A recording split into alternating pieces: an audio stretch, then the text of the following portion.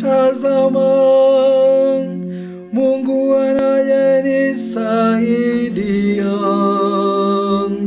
Bwana ndiye anayeitegemeza nafsi yangu.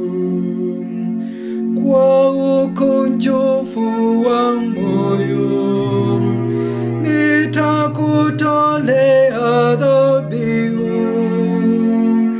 E Bwana, nitalishukuru jina lako, maana ni jema. Bwana ndiye anayeitegemeza nafsi